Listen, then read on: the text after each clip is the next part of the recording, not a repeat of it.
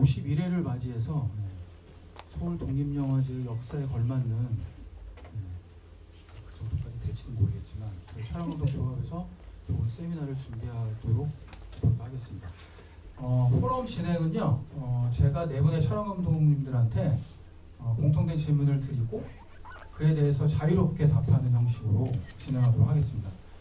제가 질문을 드리면 감독님이 답하고 또 중간에 감독님들끼리도 또 이제 얘기하실 부분들이 있으니까 자유롭게 대답이 오가고 이런 형식으로 진행을 하겠고요. 이번 프로그램에는 저희가 좀 과감하게 Q&A 시간을 좀 많이 가지려고 합니다.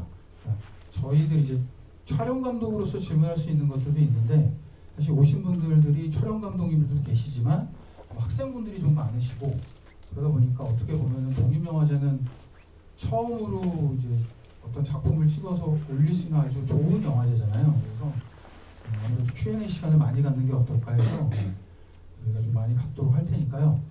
생각해 두셨다가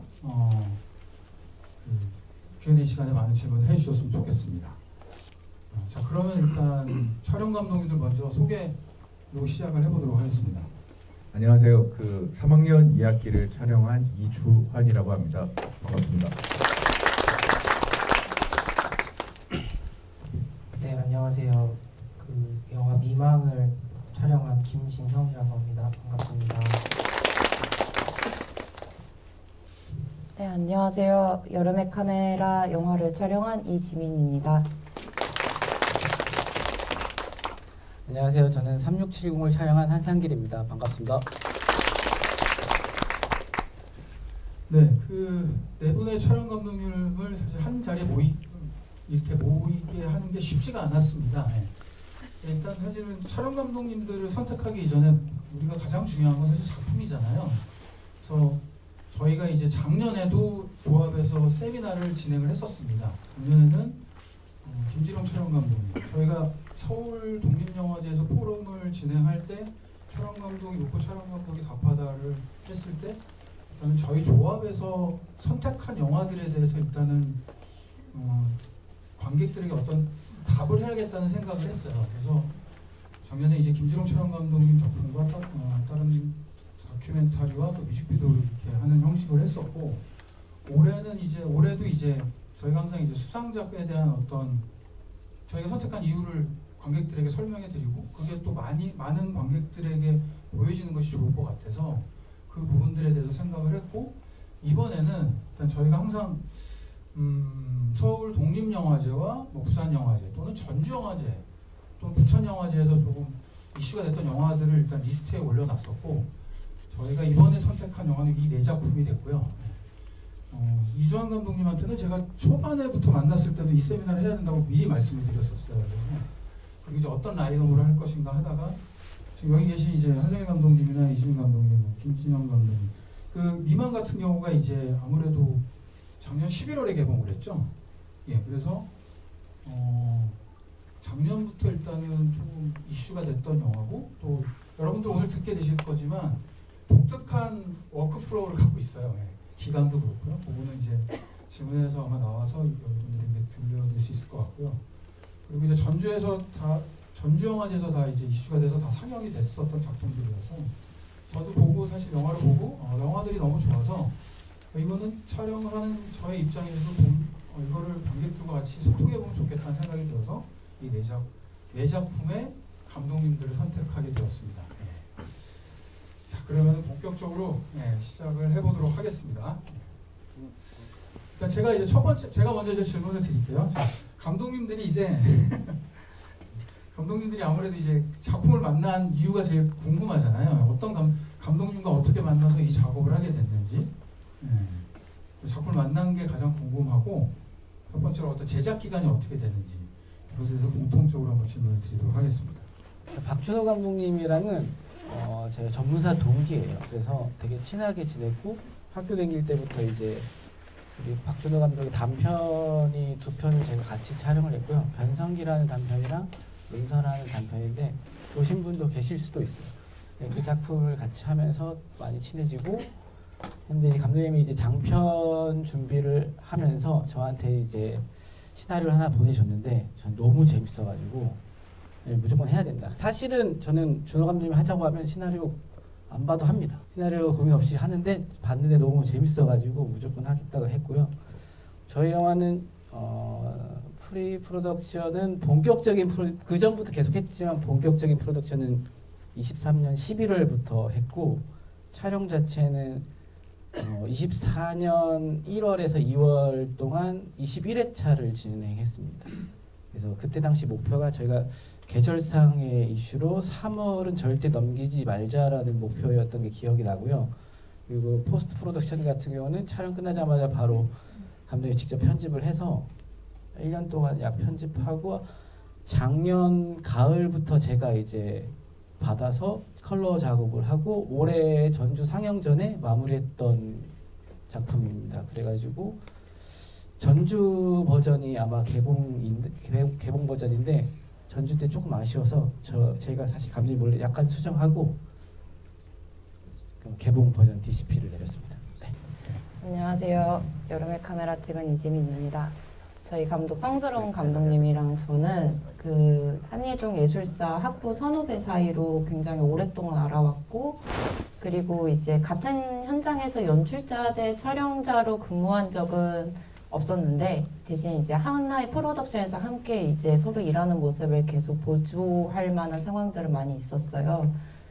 23년이 아니 22년 여름이었던 것 같은데 그때 감독님이 전문사 졸업 영화를 위한 단편 시나리오를 쓴 걸 저에게 한번 보여주셨었는데 그게 이제 지금 장편이 된 여름의 카메라의 원앙과도 같은 작품이었고 그 작품을 봤을 때 이 시나리오에 담겨있는 어떤 분위기와 그리고 주인공이 겪어내는 어떤 상황들이 너무 마음에 꽂혀서 제가 꼭 찍고 싶다고 감독님에게 거의 조르다시피 그렇게 어필을 했었고, 근데 감독님이 그때 그걸 이제 졸업영화로 찍지는 않으시게 되면서 그게 오히려 장편으로 더 발전을 하게 됐었습니다.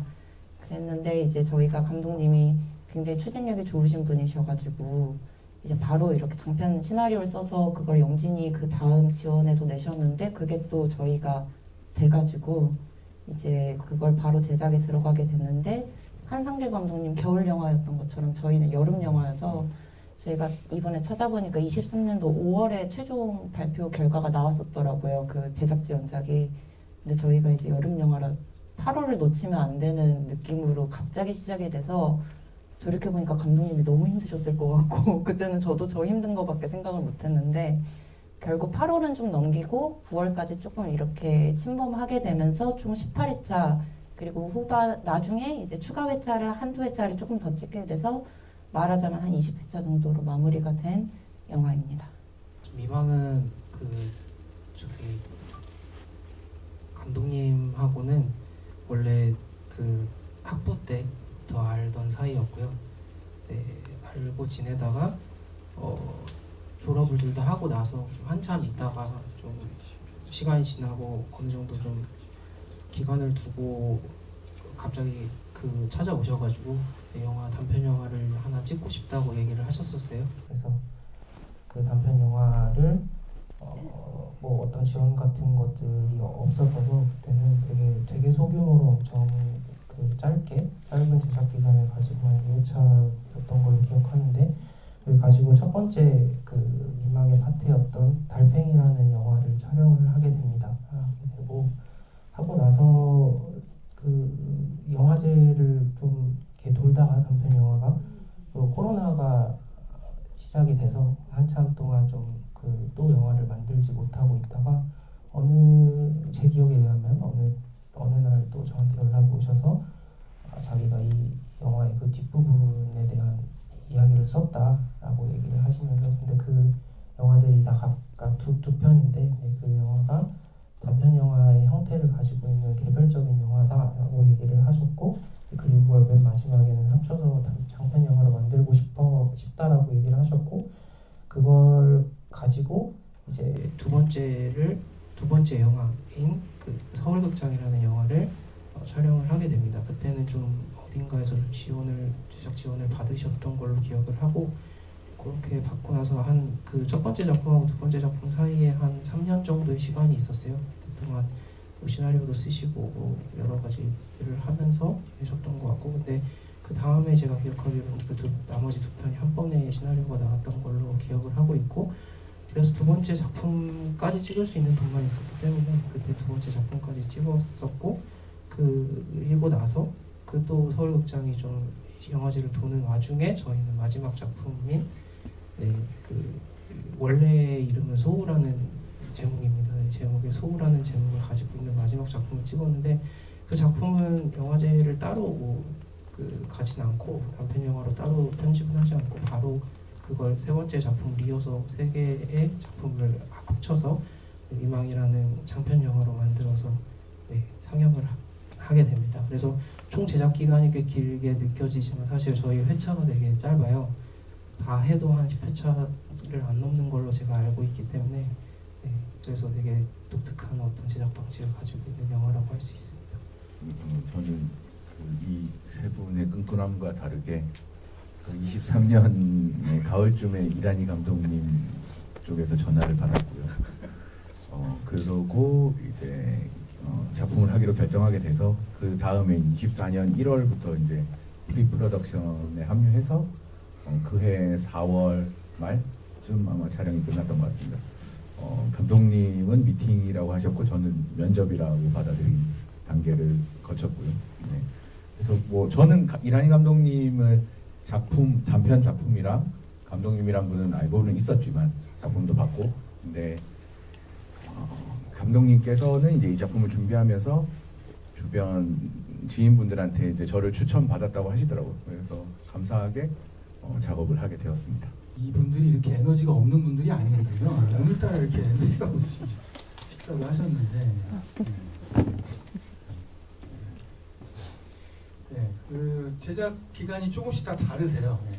보시면은 사무실공이 한 21회차, 네. 20회차, 그다음 미망이 9회차 정도죠. 네.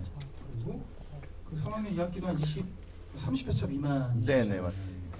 그래서 보면은 제작 기간이 다른데 미망이 예를 들면은 단편으로 시작해서 한 3년을 찍으신 겁니다. 9회차에.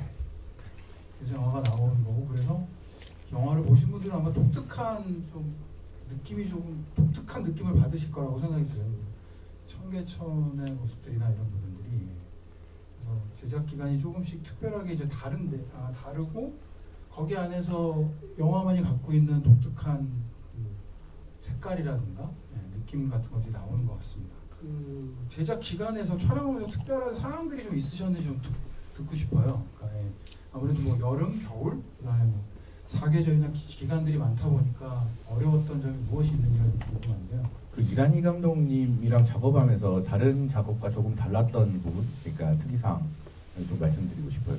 그러니까 이란희 감독님께서 촬영 시작하기 전에 주요 장소, 그러니까 창우의 집이나 공장 이런 곳에서 전체 리허설을 했어요. 그러니까 그 전체 리허설이라고 함은 거기 나오는 주연 배우분, 그 다음에 조연, 자녀까지 다 불러서 실제로 되게 구체적인 대사와 동선 리허설을 했어요. 그러니까 그 전시는, 그러니까 아예 하루 이렇게 잡아서.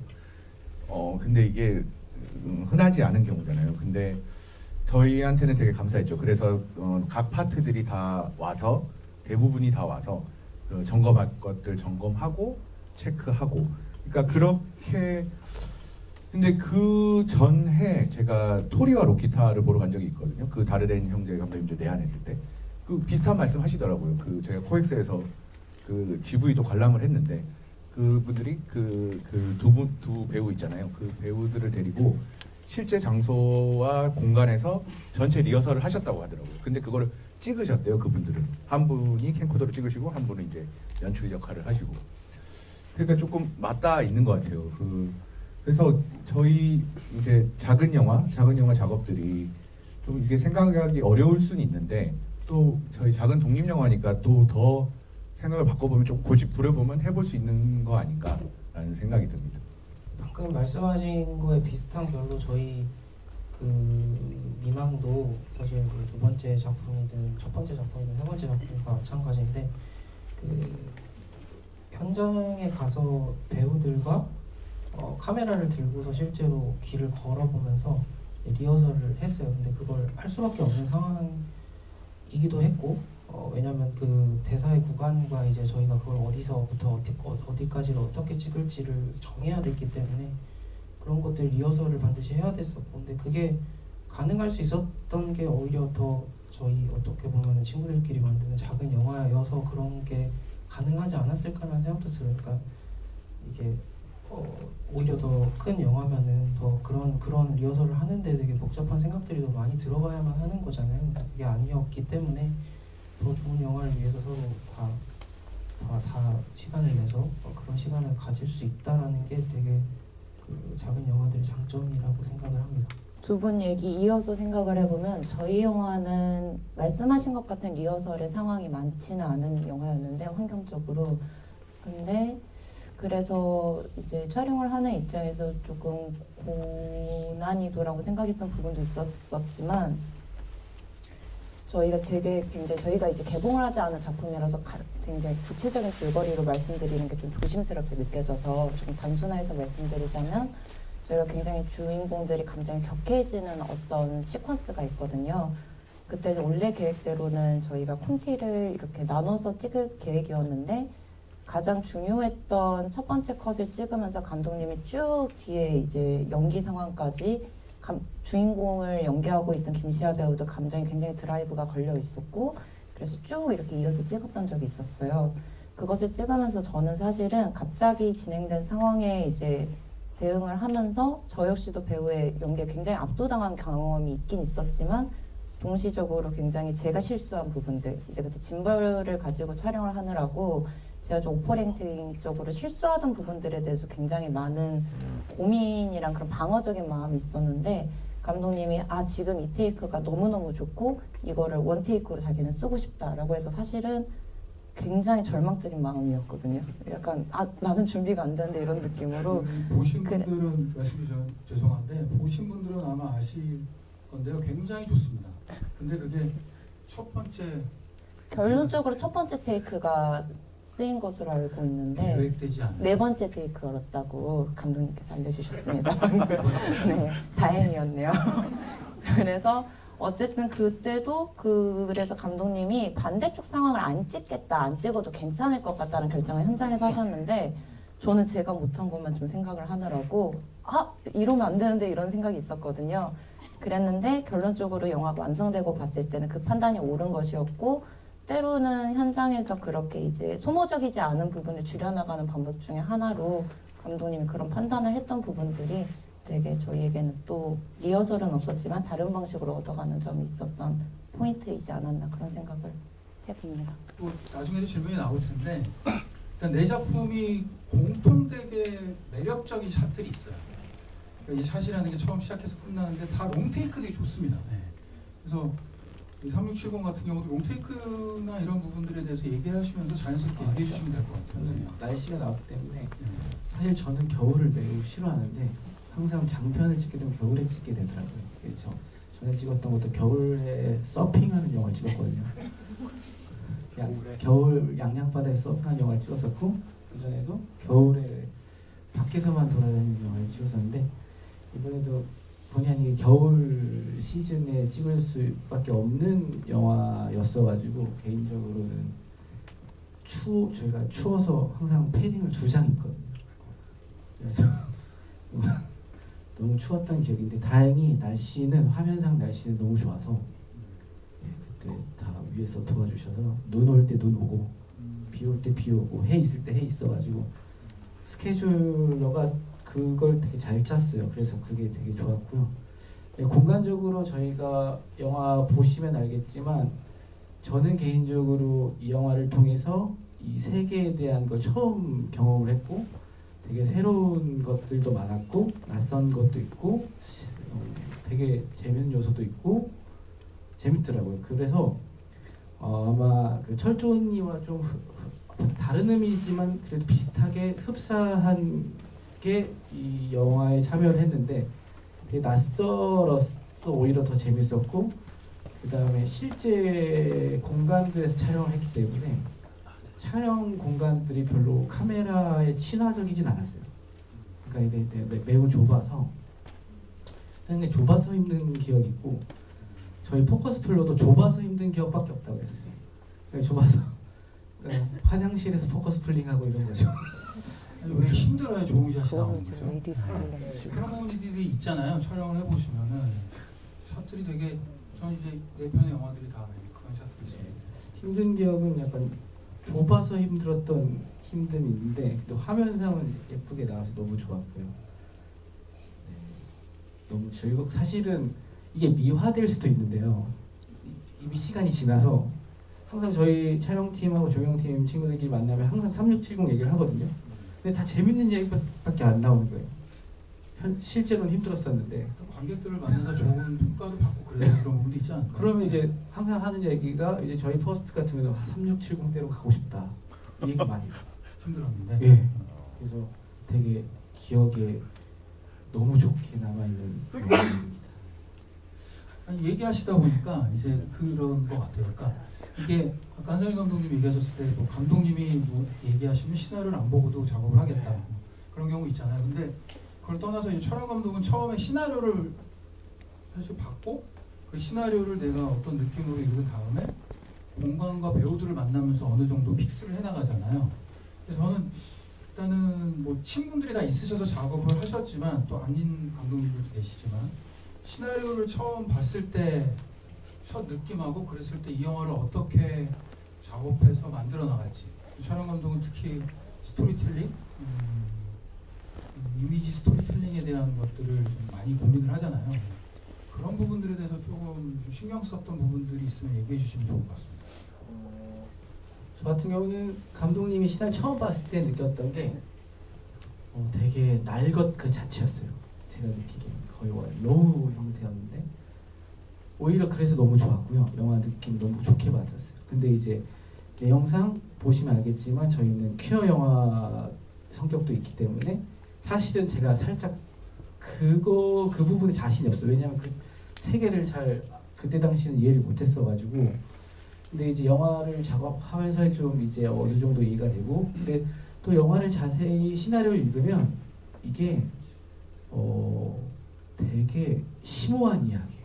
그러니까 심오한. 그러니까 이제 그 주인공을 중심으로 한 이야기인데 우리의 삶이 좀 담겨 있고 또 누구나 고민했던 그런 그 정체성, 여기도 아닌 저기도 아닌 나는 누구인가에 대한 이야기도 있고. 그런 게 너무 되게 재밌었었고 그래서 이제 너무 좋았고요. 오히려 개인적으로는 감독님한테 진짜 초구가 더 이 시나리오 영화 촬영곡보다 훨씬 더 좋았었거든요. 그렇게 찍혔었어도 재밌었겠다라는 생각을 했고요. 그래서 이제 저희가 살아가는 사회적인 정체성이랑 뭐 젠더 정체성이랑 이제 철준이를 통해서 우리 관객들에게 우리 세상 사람들한테 얘기해 줄 수 있는 영화다. 그래서 다시 한번 나를 고민할 수 있는 영화를 보고 나를 고민할 수 있는 시간을 가질 수 있는 영화라고 느껴서 시나리오를 너무 재밌게 봤고 그다음에 준비할 때 그 가장 고민했던 거는 사실 이 시나리오를 보고 저는 제일 먼저 고민하는 게 화면 비율입니다. 그래서 이제 보통의 이 영화 시나리오를 보면 알겠지만 거의 인물 영화이기 때문에 뭐 이렇게 학교에서 배우는 인물 영화 1.85대 1 뭐 이렇게 접근할 수도 있는데 이게 왜 중요하냐면 제 입장에서는 이야기적인 측면도 그렇고 카메라적인 측면도 그렇고 여러 가지 제가 다루는 어떤 측면 중에서 이게 어떻게 보면은 기본 척추죠. 화면 비율.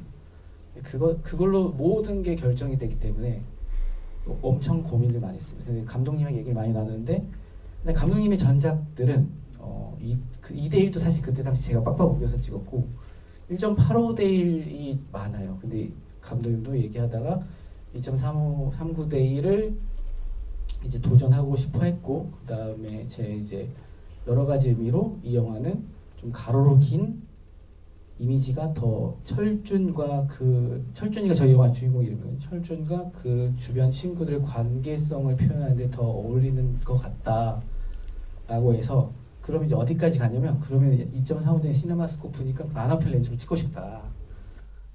실제 로케이션을 가니까 너무 협소해서 아나필 렌즈에서 이 공간을 더 확보하고 싶다 했는데 이제 처음 스케줄상은 되긴 됐었어요. 렌탈샵의 도움을 받아서 아나필 렌즈가 됐는데 준비하는 과정에서 약간 스케줄의 문제로 렌즈를 쓸 수 없게 돼서 그러면 이제 스페리컬 렌즈를 써야 된다. 그럼 어떻게 하냐? 근데 이제 광각 아나필 렌즈의 광각은 왜곡이 있어도 되게 좋다는 느낌을 받는데 스페리컬 렌즈는 광각이 생기면 이 영화랑은 또 안 맞는다는 느낌이 들더라고요. 왜곡이 생겨서. 그래서 감독님에게 광각 렌즈는 지양하자. 최대한 사람의 눈과 흡사한 렌즈로 영화를 찍고 싶다. 근데 이제 저희 공간은 좁은데 2.39대 1이다. 거기에 되게 힘듦이 있었죠. 아, 이게 아까 얘기했었어야 되네요. 사실은 그 2.39대 1이죠. 3만원 이야기도 2.39대 1이고 미망하고 이제 여름의 카메라도 사이즈가 다르거든요. 근데 2.39대 1이어도 또 카메라가 다르면 여러분 아시겠지만 다르거든요. 렌즈를 어떻게 쓰느냐에 따라서 달라지고. 그래서 같은 사이즈여도 이제 같은 사이즈를 갖더라도 다르게 표현이 되죠. 그래서 아마 여러분들이 오늘 이제 보시고 나서 영화를 보신다 그러면 사이즈하고 오늘 얘기를 들으시고 나 오늘 렌즈하고 이런 얘기도 하실 테니까 필터나 그것들을 한번 생각하고 다시 한번 보시면 영화가 전혀 다르게 느껴질 수 있을 것 같아요. 예, 그래서 이따가 또 장비 얘기를 해야 되는 이 파트가 있기 때문에 그쪽에서 많이 할 텐데 아무튼 이제 그런 고민들이 있었습니다. 남들한테는 별거 아닌 거지만 저한테는 매우 중요한 그런 고민을 했었고요. 그 다음에 이제 이게 시나리오를 읽고 이제 감독님과의 대화를 통해서 이제 제가 생각했던 거는 극영화지만 이건 리얼한 상황이다. 그래서 이제 제가 다큐멘터리를 너무 좋아하는데 다큐멘터리적인 요소들을 많이 갖고 와야겠다. 그래서 카메라와 그 촬영과 조명적인 측면에서 극영화지만 다큐멘터리적인 요소를 많이 집어넣습니다. 그래서 그 배우가 연기하는 순간도 결국에는 그 배우가 극중 캐릭터지만 그 극중 캐릭터 이전의 본연의 배우이기 때문에 그것 또한 결국은 다큐멘터리로 생각하기 때문에 촬영 자체도 그래서 그런 되게 그 순간을 최대한 좀 자연스럽고 리얼하게 담으려고 노력을 많이 했고 오직 그것만 생각했던 것 같아요. 되게 최대한 이 철준이의 감정을 따라 그 순간을 계속 보여줘야 된다. 그 보여주기 전에 일단 내가 먼저 느껴야 된다.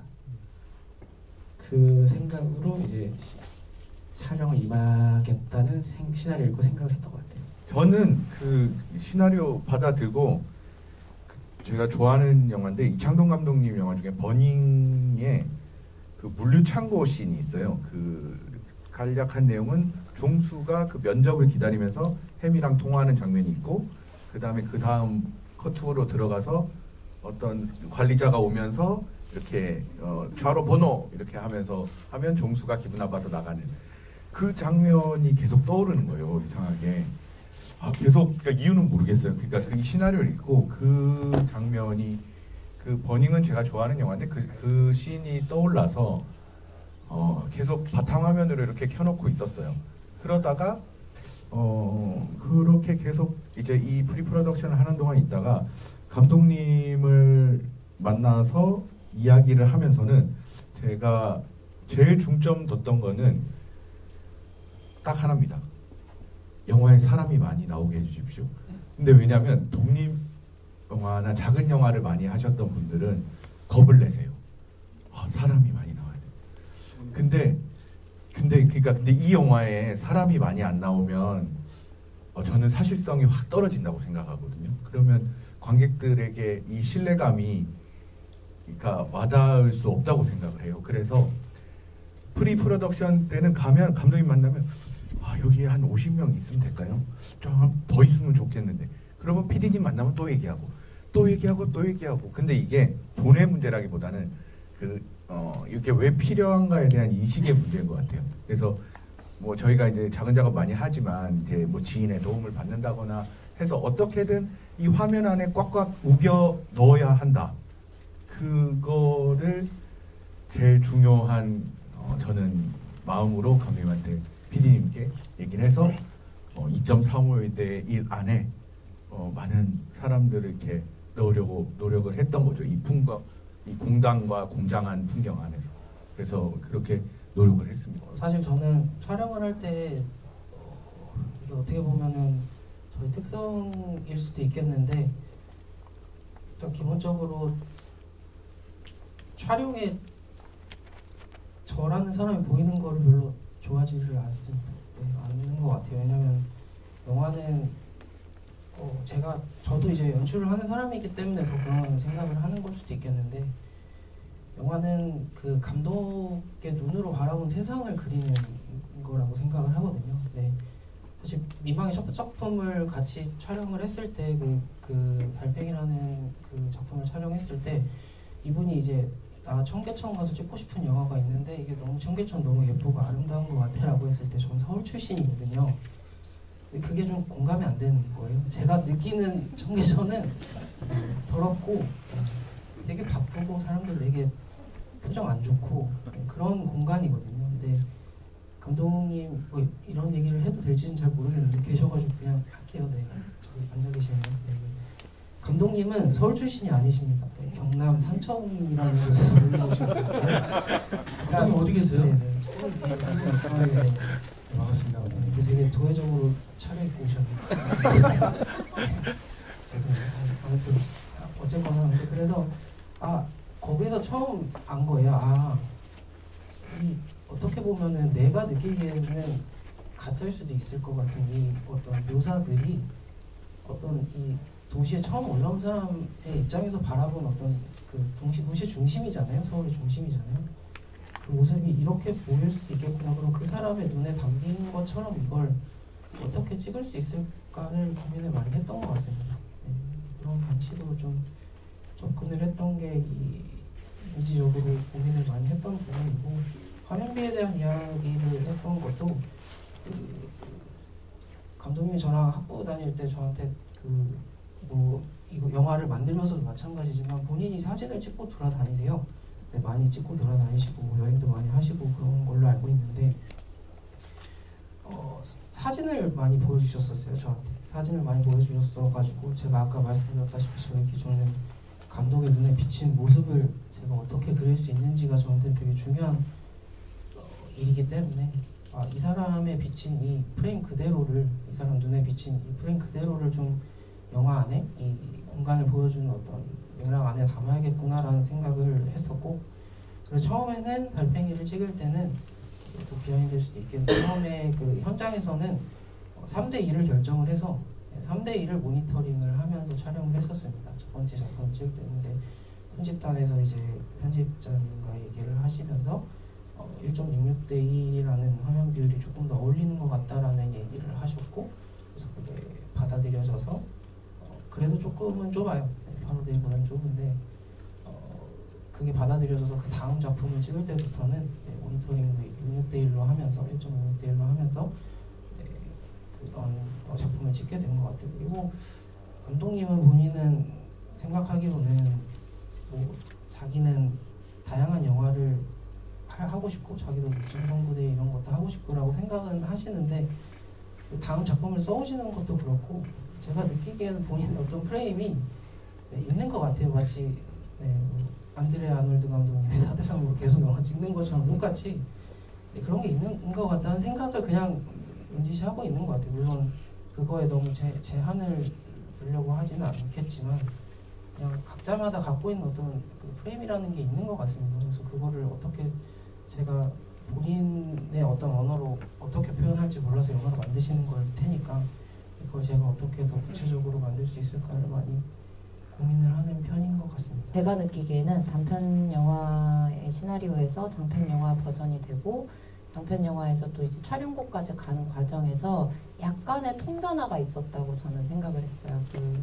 처음에는 훨씬 더 에너지가 굉장히 시나리오 곳곳에서 많이 분출되는 느낌의 굉장히 다이내믹한 에너지로 가득 찬 느낌이 있는 분위기에서 이제 촬영을 하기 위해서 이제 본격적으로 정리가 되어가면서 제가 감독님과 얘기를 나누면서 느꼈던 거는 조금 더 집중하는 부분이 그런 외적인 에너지의 분출보다는 조금 더 정서적인 어떤 집중도를 가지는 쪽으로 시나리오가 많이 다듬어져 가는 과정이 있었고, 그래서 제일 처음에 감독님과 이제 이 이야기에 대한 레퍼런스들을 공유하고 얘기를 나왔을 때는 굉장히 어떤 편집의 톤이랄지 카메라의 톤이랄지 무빙 같은 것들 굉장히 많은 다이내믹한 영화들에 대한 얘기를 많이 나누다가 나중에는 이제 감독님이 좋아하시는 영화들을 좀 공유해 주셨는데 톤이 바뀌는 쪽에 얘기를 하면서 이제 소마이 신지의 영화들이랄지 이런 것들을 많이 공유를 해주셨었고, 그러한 이제 톤의 변화를 따라가면서 저는 약간은 적응하는 기간이 좀 필요했었던 것 같아요. 처음에 이렇게 생각을 했었는데 이 톤으로 변화되는 과정에서. 그래서 그때 생각을 했던 게 자칫하면 이게 너무 관조적인 카메라로 찍게 될 수 있을 것 같은데, 그렇다고 카메라가 이 이야기의 내용을 생각을 해봤을 때 저희 이야기가 10대 소녀의 한여름이라는 이름을 가진 주인공이 10대의 성장통을 겪으면서 여름의 한 계절을 거의 몸으로 완전히 통과해내는 듯한 이야기인데, 그런 얘기를 자칫해서 관조적인 카메라로 찍지 않을 수 있어야 되겠다라고 생각을 하면서 가져갔던 것들이 어떤 카메라의 무빙적인 부분에서 오는 다이내믹함보다도 화면 자체에서 드러날 수 있는 어떤 여름이라고 하는 계절이 담아내는 여러 가지 요소들을 고민을 해보자였는데, 이제 여름 하면 바로 떠오르는 녹음이 가장 주요한 포인트였고, 그 외에는 여름이라고 하는 계절은 굉장히 시간대를 면면히 느낄 수 있는 계절이라고 생각을 했어요. 새벽이랄지 한밤중의 공기도 저희가 이제 간직하고 있는 공기의 느낌이 있고, 다른 계절도 마찬가지이긴 하지만, 그래서 여름의 계절에서 느껴지는 어떤 빛의 변화나 습도적인 느낌을 빛과 이제 나중에 색보정까지 통과해서 그런 부분을 좀 챙기려고 많이 노력을 했었던 것 같고요. 그리고 관조적이지는 않되 그럼 카메라가 어떤 시선으로 봐야 될까라는 생각을 했을 때는 이 주인공을 굉장히 애정어리게 바라보는 이제 시나리오의 태도가 있었기 때문에 그런 의미에서 되게 애정을 가지고 관찰하는 카메라라는 느낌을 가지고 조금 더 그 톤을 같이 올라타려고 노력을 좀 했었던 것 같습니다. 저희 영화가 주인공 여름이 아버지의 카메라를 통해서 겪게 되는 어떤 상황으로 시작이 되는데, 그래서 처음에 저희는 3:2 화면비도 한 번의 얘기가 나와서 제가 제안을 한 번 했었고, 왜냐면 3:2 화면비가 영화에서는 많이 쓰이지 않지만 그래도 이제 종종 선택이 되는 화면비이기도 하고 스틸 카메라의 그 프레임 비율이기 때문에 그런 부분을 고민을 했었지만, 아까 말씀했던 정도로 감독님이 집중하시는 방향성의 이제 변화와 함께 그 3:2는 너무 좀 의도를 너무 강하게 드러내는 류의 프레임일 수 있겠다. 그런 부분에 대한 건 좀 지양을 하고 좀 더 이 인물에게 집중을 좀 더 뭐라 그래야 될까, 필터를 너무 많이 끼지 않고 바라보는 느낌 같은 거를 원하셨던 것 같아서 감독님과 상의하에, 그렇지만 2035:1 같은 너무 또 다이내믹한 프레임도 아니고 16:9로 굉장히 정직하게 찍어내는 접근을 저희가 해봤던 것 같습니다. 화면비를 보시면서 아마 영화를 보시면은 좀 다른 느낌일 거라는 생각도 들어요. 그리고 저희가 그 렌즈가 9잖아요. 9에서 이미지를 서클을 가장 많이 쓸 수 있는 사실은 3:2나 사실은 그렇거든요. 그러니까 2.35:1은 뭐 영화 기술적인 4대 발전 중에도 하나지만 와이드하게 보여지는 장점은 있지만 사실은 어떻게 보면은 그거 자체가 다른 특성을 갖고 있습니다. 근데 내 작품이 이제 좀 다른 형식으로 그러니까 이미지 스토리텔링의 사이즈가 어떻게 접목했는지를 본다면 조금 다른 형식이기 때문에 그런 것들 여러분들 한번 보시면서 영화를 나중에 보시면 좋을 것 같다는 생각이 들고요. 이 연장선상인데 아까 저도 말씀을 드렸고, 이게 이 내 작품이 여러분들 아마 보시면은 우리가 사실 이야기를 보면은 카메라가 움직이거나 이런 거 잘 모르잖아요. 근데 카메라가 되게 중요한 부분에서 롱테이크들이 다 있습니다. 예. 롱테이크 씬들이 다 있어요. 나중에 여러분들 보시면은, 근데 그 롱테이크들이 되게 저희가 이제 준비하면서 물어보니까 기획된 것들도 있고 안 기획된 것들도 있더라고요. 그래서 이럴 때 감독님들과 어떤 대화를 해서 어떻게 풀어나가셨는지를 한번 여쭤보고 싶어요. 카메라 뭐 위치라든가 아니면 어떻게 보면은 카메라 위치를 어떻게 잡고 그다음에 카메라를 어떻게 운영하고 그랬을 때 인물 동선을 어떻게 하고 이랬을 때 어려웠다거나 또는 아니면 이때는 이런 선택을 좀 잘했다거나 뭐 이런 것들이 예가 있으면 얘기해 주시면. 저 같은 경우는 이제 어떤 공간을 가면 이제 일단 로케이션 스카우팅을 가잖아요. 갔을 때 일단은 영화 내용과 상관없이 일단 그 공간의 매력을 먼저 찾으려고 노력합니다. 일단은 어디에서 봤을 때 이 공간 자체의 매력이 어딘가의 포인트를 좀 체크를 해두고 그 감독님이랑 이제 콘티나 이것저것을 얘기할 때 여기가 요런 게 예쁘니 요런 데 인물이 들어오면 너무 예쁠 것 같다, 너무 좋을 것 같다라는 얘기를 하면서 카메라 위치를 찾으려고 노력을 하고요. 실제 리허설 하면서도 조금씩 부분 변경이 되긴 해요. 왜냐면 현실적인 이유가 제일 크고 일단은 이제 여기 가고 싶은데 갈 수가 없는 환경. 분명히 헌팅 로케이션 볼 때는 여기 다 없애줄 수 있다고 그랬는데 막상 가면 안 되는 것들 있잖아요. 그런 것 때문에 가서 이제 최대한 좋은 데를 찾으려고 노력하고 제가 느꼈을 때는 다른 감독님도 마찬가지인데 이거는 그냥 본능적인 것 같아요. 본능적으로 감독님이 알아서 이게 제일 좋아가 있는 것 같아요. 왜냐면 갔을 때 다들 사진 똑같은 곳에서 사진 찍으라고 하면 다 다른 거 찍을 거거든요. 보는 시선이 다르기 때문에 그때 그냥 좋은 느낌을 위치를 찾으려고 노력하시는 것 같습니다. 저는 찍을 때 저도 모르게 웃더라고요. 그러니까 그래서 근데 배우들이 보면 무섭다 그랬어요. 왜냐면 눈은 안 보이는데 이게 파인더나 모니터랑 여기 나오는데 입만 웃고 있으니까. 아니 여러분들 그러지 않으세요? 영화를 딱 보면은 좋은 영화들은 일단 기본 연출은 당연히 좋고요. 이야기 촬영이 좋잖아요. 촬영이만 좋고 뭐 연출 이렇지 않잖아요. 근데 이제 이 네 작품들이 저는 그랬거든요. 일단 이야기도 너무 좋고 이야기를 풀어나가는 방식도 다 달라요. 네. 그리고 사이즈도 다르고 그런데 영화가 다 좋아요. 네. 그래서 3670 같은 경우는 보면서 그런 생각이 들었거든요. 되게 예민한 이야기인데 이 독특 그러니까 뭐라 그러죠? 굉장히 크리스찬인데 예, 저는 독실한 크리스찬이세요. 그래서 그 얘기를 하시더라고. 아 이걸 내가 찍을 수가 있을까? 사실 감독님하고 이제 부딪히는 게 그런 거죠. 근데 감독님이랑 부딪힌 건 아예 없고 내적으로 조금 있었지만 근데 이제 저는 그래도 이제 이 얘기와 저 나름대로의 어떤 걸로 이제 극복했고 근데 사실은 너무 재밌어가지고 작업 자체가 저는 되게 즐겁게 작업을 했고 철준이 자체에 대한 이야기이기 때문에 그게 오히려 방해적인 요소는 되지 않았습니다. 철준의 이야기가 그냥 철준을 따라갔고 철준이와 계속 호흡하듯이 카메라가 사실은 어떻게 보면은 이 3670이라는 영화 내의 카메라는 철준이의 친구일 수도 있어요. 시선이 철준이랑 계속 같이 다니는 그 누군가일 수도 있는 시선이기 때문에 그게 저나 감독님이었을 것 같고요. 아, 좋은 멘트네요. 철준이와 친구 같은 카메라. 그래서 철준이 힘들면은 안 찍고 뭐 그러고 싶었는데 그냥 일단 시간상 무조건 찍어야 돼서 그냥 찍었고요.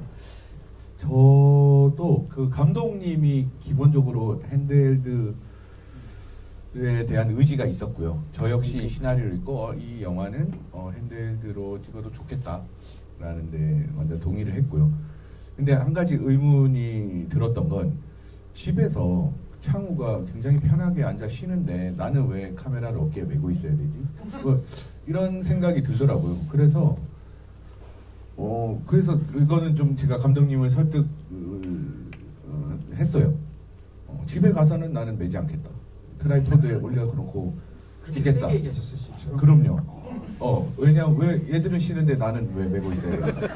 그래서 보시면 이렇게 치킨 먹잖아요. 치킨 씬이 2번 나오는데 가족들이 이렇게 사이좋게 치킨 먹고 있으면 카메라 이렇게 올려놓고 저도 옆에서 초콜릿 까먹으면서 컷 하면 이렇게 버튼 누르고 그렇게 찍었는데 그렇게 좋은 샷이 나오고. 그래서 이제 가끔은 힘을 빼야 됩니다. 많이 빼도 됩니다. 그 다음에 나머지 대부분들은 핸드헬드로 찍었는데 이제 그 차이가 있죠. 뭐 이렇게 많이 따라가거나 아니면 그러니까 가까이 가거나 떨어지거나 혹은 뭐 멀리 있거나 아니면 흔들림의 강도 조절. 그러니까 영화 전체로 보면 초반에 조금 흔들림이 있고 뒤로 가면서 조금 편해진다고 할까요? 그래서 그 상길 감독님 얘기 중에 그 친구의 시선 혹은 누군가 그러니까 저 개인적으로 단어를 선택한 건 카메라의 의인화예요. 의인화가 뭐냐면 이 장면은 아이들이 쉬잖아요. 카메라도 쉬어요. 그냥 바닥에 내려놓고. 그러니까 이게 다 이때 공장은 다 핸드헬드로 찍던 장면들인데 아이들 쉬니까 우리도 쉬자. 그 다음에 말씀드리고 싶은 장면은 이게 이제 회사 창립 기념일에 회사 가서 쉬잖아요. 이때는 카메라가 또 타자죠. 타자 혹은 관객. 이제 복도에 서서 지켜보는 거예요. 그러니까 그래서 저도 그때 그러니까 뭐 한 가지 그 큰 한 가지를 가지고 간다기보다는 그때 다르게 어떻게 보면 좀 재밌게 말하자면 내 편한 방식으로. 근데 그게 이제 어울리더라. 크게 봤을 때는. 그 맥락에 있어서 저희도 원래 일단 기본적으로 들고 찍기를 계획을 하고 이제 갔지만, 근데 이제 일단은 신화 읽을 때도 그렇게 느꼈고, 일단 주인공 자체가 저희는 거의 사실은 거의 주인공을 따라간 영화이기 때문에 주인공이랑 거의 계속 호흡을 해야 되는데 같은 맥락인 것 같아요. 아까 그 창우가 집에서 치킨 먹을 때 편하대 하시. 그 철준이라는 친구가 친구들이랑 있을 때에 되게 그냥 노멀한 상황은 되게 편하니까 저희도 다리 위에 올려놓고 찍었거든요. 그리고 또 조금 얘가 새로운 시선을, 특히 종로에 처음 갈 때나 새로운 친구들 만날 때는 다 들고 찍거든요. 좀 떨림이 있을 때 혹은 그런 감정적 변화 요소가 있을 때는 들고 찍고, 그리고 영준이와의 좀 안정적인 그런 관계가 지속되는 구간에는 다이나믹할 땐 들고 찍지만 편하게 대화할 땐 또 카메라 놓고 다리 위에 놓고 찍는 그런 촬영 방식을 취해서 최대한 그 주인공의 감정의 변화에 따라 같이 호흡하는 촬영을 했던 것 같고요. 롱테이크도 그래가지고 저희가 뭐 사실 시간이 없어서 롱테이크를 찍은 건 아니고, 사실 롱테이크로 찍으면 더 오래 걸리거든요. 잘라 찍는 것보다. 근데 이제 그거는 이제 감독님과 현장에서도 얘기하면서 이제 이거는 컷이 안 나눠지는 게 더 멋있는 것 같다 했을 때는 이제 감독님이, 우리 그 준호 감독님은 판단력이 빠르십니다. 현장에서. 뭐 나중에 편집실로 후회는 할 수도 있는데 현장에서만큼 그 누구보다 빠르기 때문에 특히 조명 감독이 매우 고마워요. 왜 그러냐면 이게 자연광이거든요. 실제 저희가 오후 광이 들어올 때 촬영을 했는데 이게 30분도 안 가니까 여기 원래 이제 계속 오버더 숄더샷으로 계속 왔다 갔다 찍기도 돼 있었어요.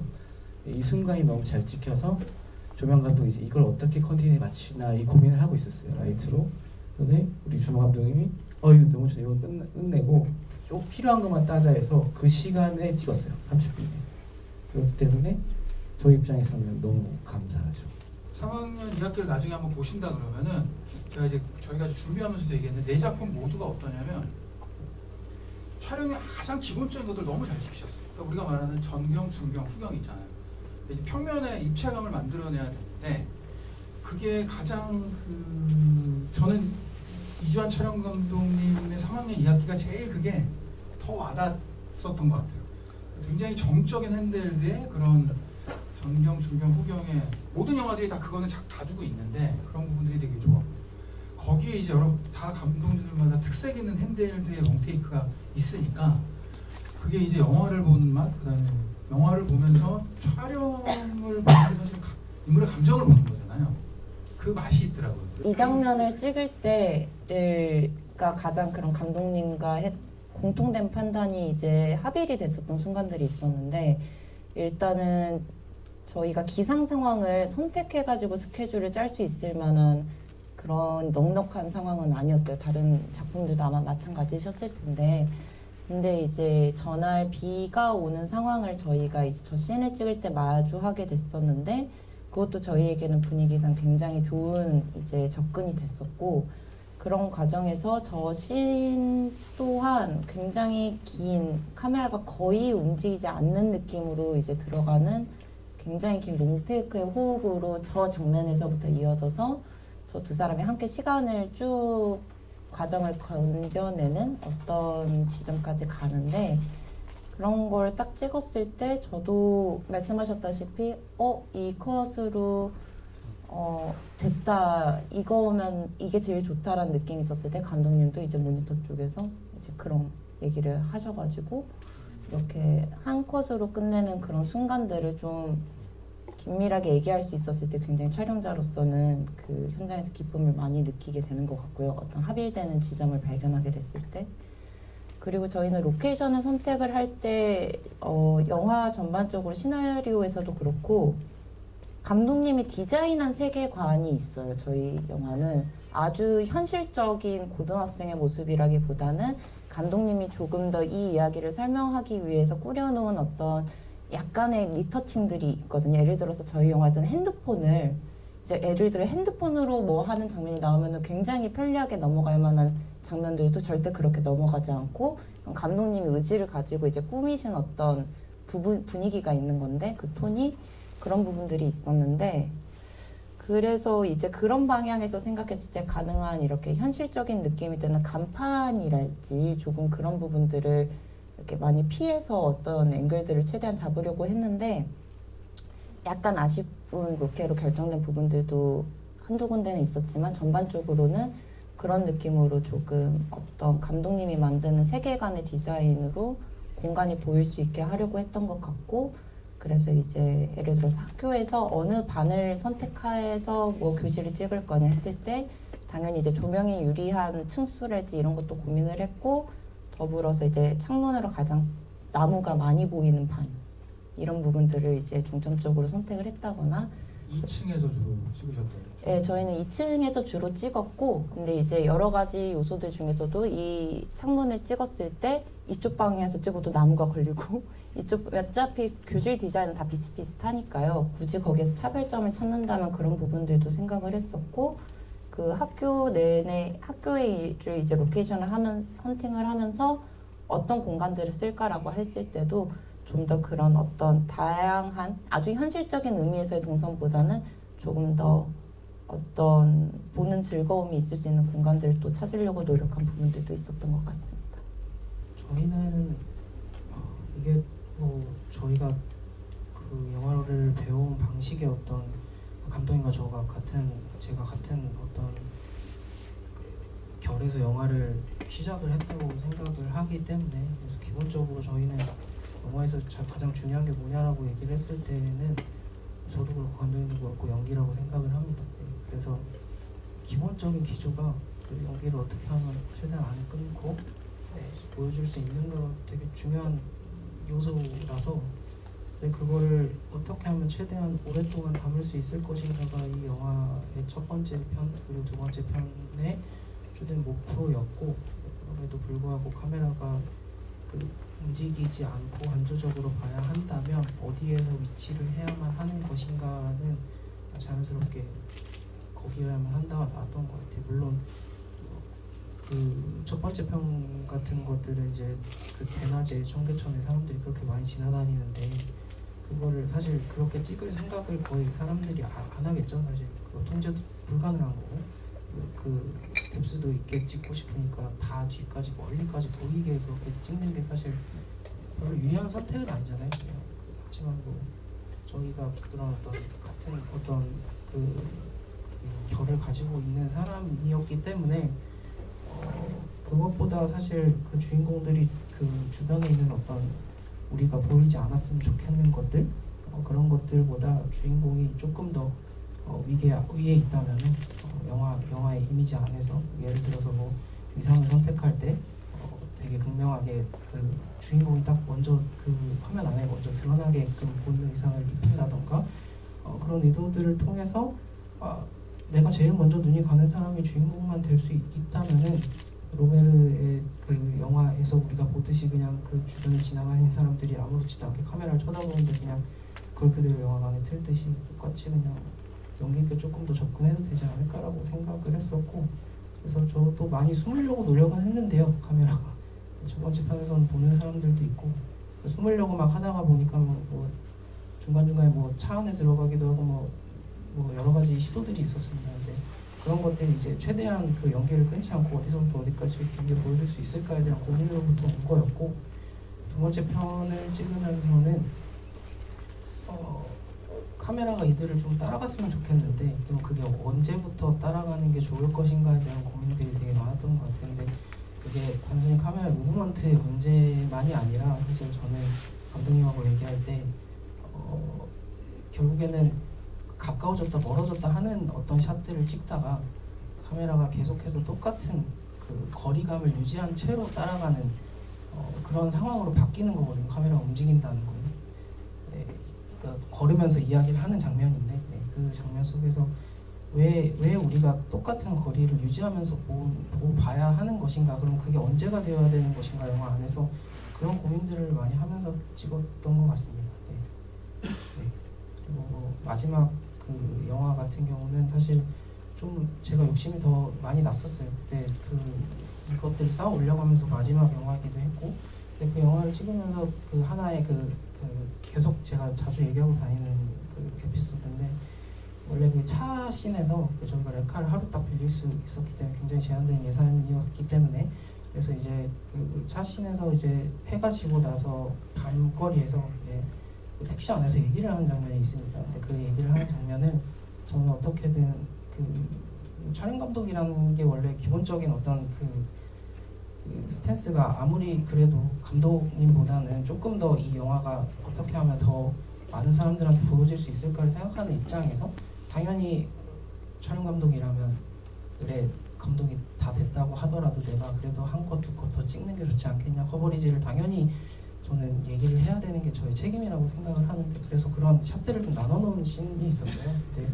택시 안에서 밤에 이야기하는 씬인데, 그 씬의 첫 번째 와이드를 하나를 찍고 나서 제가 그 밖에 있었거든요. 그 겨울에 되게 추웠는데 밖에서 이제 카메라 연결되어 있는 사운드를 이제 들으면서 그 안에 연기를 봤죠. 왜냐면 포커스 타이밍이나 이런 것들이 필요했으니까. 근데 그 3샷으로 거의 한 15분 동안 그냥 쭉 가는 모습을 보면서 컷을 하고 오케이가 났는데, 그 다음 컷을 저희가 셋업을 해야 되는데 모르겠어요. 그때는 그냥 제가 추워서 그런 걸 수도 있겠는데 그럴 수도 있었겠죠. 근데 그냥 그 15분이 너무 좋은 거예요. 제가 보기에도 그냥 그렇게 해야 될 것 같은 느낌이 드는 거예요. 그래서 제가 원래 콘티 짤 때도 그걸 나눠서 그 다음 컷도 그 배우의 타이트도 들어가고 뭐 이렇게 하자고 해서 다 예정이 돼 있었던 건데, 제가 감독님 따로 뒤에 불러가지고 근데 제가 이런 얘기 하면 안 되는 거 너무 잘 아는데 네, 이게 이대로 가는 게 좋을 것 같아요. 그러니까 엄청 웃으면서 그래 그만 찍자 이렇게 얘기하는데 그 웃음이 그냥 제가 그렇게 추워 보였나라는 생각이 지금 막 드는데, 본인도 추웠던 거 아니에요? 그럴 수도 있겠죠. 네. 근데 그렇게 가만히 바라보고 있는 그 시간 그대로가 저한테 좋다고 느껴지는 순간들도 있는 것 같아요. 영화 안에서 잘 모르겠어요. 영화를 만들면서 자주는 못 마주치지만 가끔 마주칠 수 있는 되게 신기한 순간들인 것 같습니다. 네. 그렇게 결정된 롱테이크 씬들도 있었어요. 또 얘기를 하셨어요. 중간에 뭐 얘기를 하시고 했는데 다 영화들이 시작하고 끝 장면이 조금 인상 깊었던 것 같아요. 저는 개인적으로. 시작과 끝 장면에 담긴 뭐 에피소드나 그런 것도 있다면 좀 얘기해 주시죠. 네. 저희 영화는 시작과 끝이 참 중요하다고 생각하기 때문에 여러 고민을 많이 했는데, 사실 우리 영화의 첫 커트는 감독님 직접 카메라를 잡으신 컷입니다.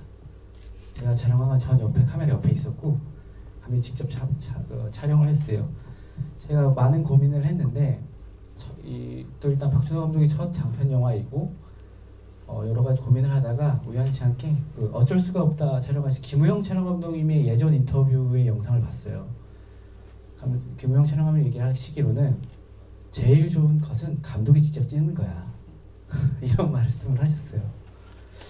고민을 하다가 감독님한테 의견을 물어봤죠. 영화의 첫 컷을 직접 카메라 잡아볼래 했을 때 좀 망설이다가 너무 재밌을 것 같다 해서, 대신 저희가 이제 감독님이 카메라를 진짜로 처음 잡는 감독님이었거든요. 왜냐면 다른 감독님은 단편을 조금씩이라도 잡을 수 있는데 우리 준호 감독님 진짜로 처음 잡는 거라, 대신 저희가 당시 카메라가 알렉사 35였어요. 35는 좀 무거워서 가벼운 FX6로 바꾸고 좀 들기 편한 셋업으로 다 바꾼 다음에 촬영에 임했습니다. 그래서 메인 카메라가 알렉스 35였죠? 네, 알렉스 35가 메인 카메라였어요. 그거 생각보다 무겁거든요. 보기와는 다르게 생각보다 무거워서 이게 들고 있으면 뒷목이 찌릿찌릿합니다. 예. 그래서 이제 그렇게 촬영돼서 오히려 감독님은 별로 마음에 안 들어 할 수도 있는데 저는 너무 좋았고 생각보다 일찍 끝나서 너무 좋았습니다. 엔딩은 되게 이것저것 이제 제가 아까 언급했듯이 아나우핑 렌즈를 너무 쓰고 싶다고 했었잖아요. 근데 이제 저희가 그 삼양 렌즈 측에서 이런저런 제가 하소연하듯이 고민을 했는데 우리나라에서도 만든 아나우핑 렌즈가 한 알이 딱 있어요. 삼양 시내 50mm가 아나우핑 렌즈 딱 한 알이 있거든요. 그걸 빌려왔어요. 그래서 일단은 철춘이라는 주인공이 이 영화 내에서 이런저런 상황을 이후에 이제 이 친구도 이제 성장을 하고 변화가 일어나는데 어떤 방법이 되게 좋을까를 엄청나게 고민하다가 이때 아나우핑 렌즈 쓰면 되겠다. 그래가지고 이제 아나우핑 렌즈는 세상을 압축해서 기록하고 다시 압축을 풀어서 보여주는 형태의 촬영 방식이거든요. 그래서 그렇기 때문에 물리적인 상의 변화가 일어납니다. 실질적으로. 그래서 마지막 시에는 무조건 아나우핑 렌즈 한 알로만 무조건 찍겠다. 감독님한테 말씀드렸고 너무 좋다 그래서 그걸 들고 찍었는데 근데 이제 보면 저희 영화는 엔딩 크레딧까지 계속 흘러가거든요. 마지막 컷 보면 이 주인공이 이 노래를 완창을 합니다. 근데 생각보다 3분이 길더라고요. 그래서 너무 목이 아파가지고 너무 무거워가지고 좀 힘들었던 기억이 있는데 영화상은 너무 예쁘게 나와서 좋습니다. 시작하자마자 관객분들께서 마주치시는 앵글은 이 앵글이 사실 아니고 이제 주인공 여름이 어린 시절에 찍었던 사진들의 몽타주로 시작이 되거든요. 그걸 지금 제가 스틸컷에 포함시키진 않았는데 그거는 지금 그래서 돌이켜서 생각을 해보니까 저도 방금 이렇게 얘기할 수 있겠구나 싶었는데 저희 엔딩 컷 제일 마지막에 나오는 컷을 보면 이제 주인공 여름이가 어떤 그 한 시절을 지나가고 이제 카메라를 들어서 보는 저 앵글에서 마무리가 되는데요. 저희가 저 장면을 1회차 때 촬영을 하게 됐어요. 어떤 이제 저희 촬영 스케줄에 뭐 녹음 이슈도 있고 이렇게 나무들의 푸름의 이슈도 있고 해가지고 가장 첫 번째 셋업으로 저 장면 엔딩 컷에 저 장면을 포함한 컷들을 이제 찍었는데 저희가 제일 영화 처음에 시작하는 컷들은 편집 기간을 거치면서 감독님이 새롭게 아이디어를 내셔가지고 그 여름이라고 하는 주인공이 어렸을 때 아빠를 통해 물려받은 카메라로 찍은 사진의 스틸 컷들이 모여져 있는 몽타주로 시작을 하거든요.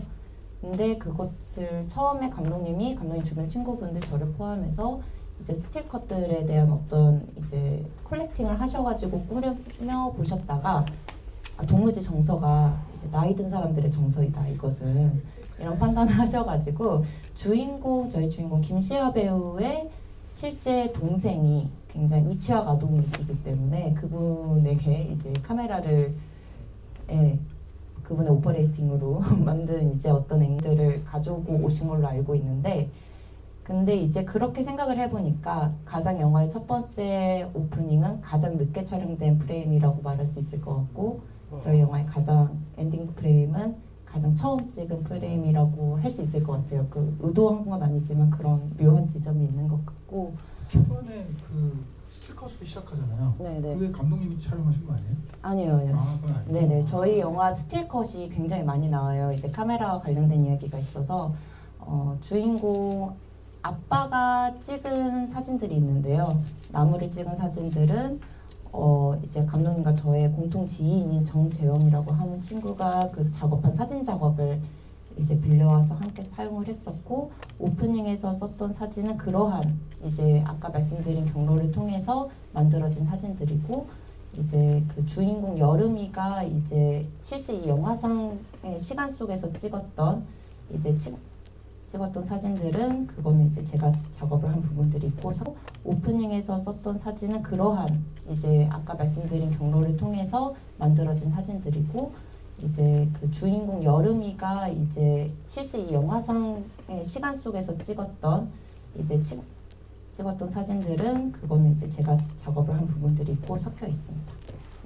여름이니까 이 카메라를 잡고 있는 모습을 어느 방향에서 이제 촬영을 해야 될까라는 고민이 되게 컸었어요. 카메라를 이렇게 직접 눈에 대고 있는 장면들이 많은데 얼굴의 어떤 연기적인 부분을 표현을 하면서 이 카메라를 찍고 있는 상황들을 고민하다 보니까 상당히 많은 수가 정면샷에서 찍히게 된 경우가 많았는데 결과적으로 모아놓고 봤을 때는 그 정면샷의 여름의 얼굴이 시간순으로 계속 쌓이게 되는 어떤 부분들이 있어가지고 그것들이 천천히 어떤 이제 이야기의 흐름과 함께 여름이라고 하는 친구의 어떤 마음을 그리고 상황을 보여주는 인장처럼 이렇게 하나씩 쌓여가는 효과가 있었던 것 같습니다. 그것의 마지막 정면샷이 이제 이 영화의 엔딩 컷인 저 프레임이라고 할 수 있을 것 같습니다.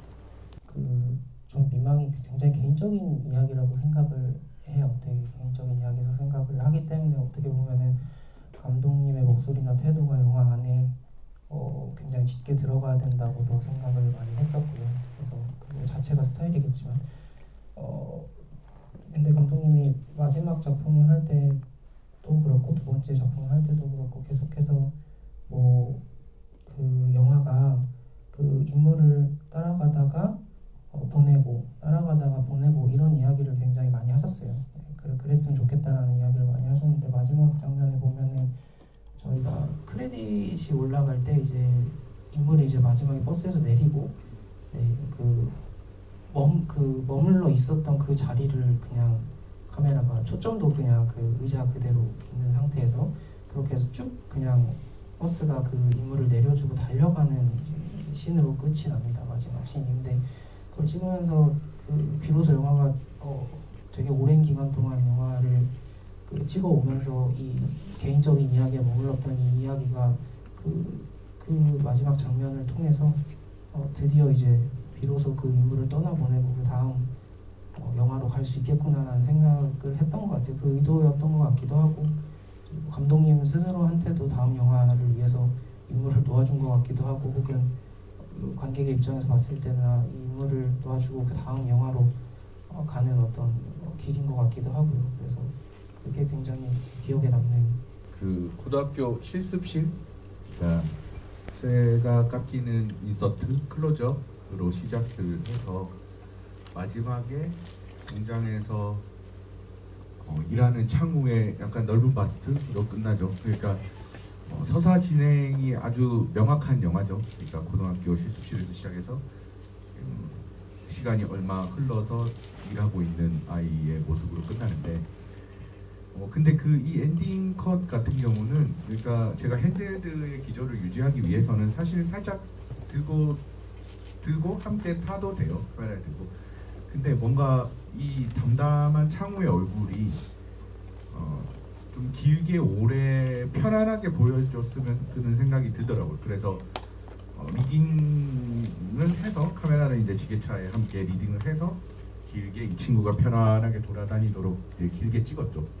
근데 그게 이제 결국에 엔딩에 쓰였는데, 그러니까 오히려 지금까지 제가 이 영화에서 했던 방식과 조금 다르게 보이면서 이게 다르게 낯설게, 오히려 낯설다는 표현이 맞는 것 같아요. 낯설게 보이면서 관객들 기억에 조금 더 오래 남고 그 담담한 창우의 표정이 더 오래 기억될 수 있지 않았나 싶은 생각이 듭니다.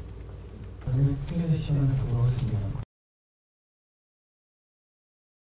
질문과 답변 속에 나오기도 했었는데요. 촬영 감독님이 작업하실 때 가지고 있는 촬영 감독으로서의 철학 혹은 같이 일하시는 분들을 대하는 태도나 원칙 같은 게 있을 것 같아요. 자, 그렇게 좀 답변 속에 일부 나오긴 했었지만 그걸 한 번 더 정리해서 말씀해 주시면 좋겠습니다. 저는 그러니까 오늘 3학년 2학기를 포스터를 올렸으니까 3학년 2학기로 말씀드릴게요. 그게 곧 저의 태도이기도 하니까. 이 작품은 제가 나름 작품을 준비하고 시작할 때 그 뭔가 한 문장이나 캐치프레이즈를 정하는 걸 좋아해요. 저희 스스로가. 그래서 이 작품은 공간은 전체를 제가 잘 세팅할 테니 배우들은 마음껏 뛰노십시오. 마음껏 움직이십시오가 제 목표였거든요. 그래서 이 공간들을 크게 라이트 세팅을 했어요.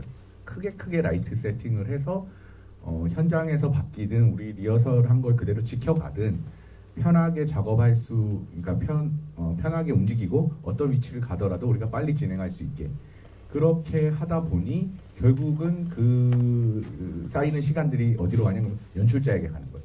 그 연출님이 많은 시간을 확보하게 되고 배우랑 많은 시간을 얘기할 수 있고 그러면 다른 세팅, 다른 설정 이런 것들을 또 해볼 수 있는 시간이 만들어지는 거죠.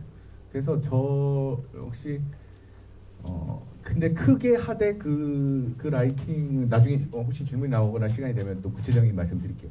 그래서 결국은 감독님과 배우들이 많은 소통을 해서 이 제 화면에 잘 담기는 것이 이 영화가 멀리 나가는 길이다라고 생각하기 때문에 그런 태도로 작업을 했습니다. 감독님들 만날 때마다 각자가 가지고 있는 그 본인의 캐릭터 있잖아요. 성격도 있고 그런 것들이 굉장히 저한테는 되게 중요합니다. 엄청 중요하고 그게 사실 그분이 영화를 대하는 그 태도와 목소리가 되는 거라고 저는 생각을 해요. 그걸 제가 잘 파악해야 된다고 생각을 하고 그렇게 하다 보면은 결국에는 그 연출자가 갖고 있는 어떤 하나의 결 같은 게 있는 것 같아요.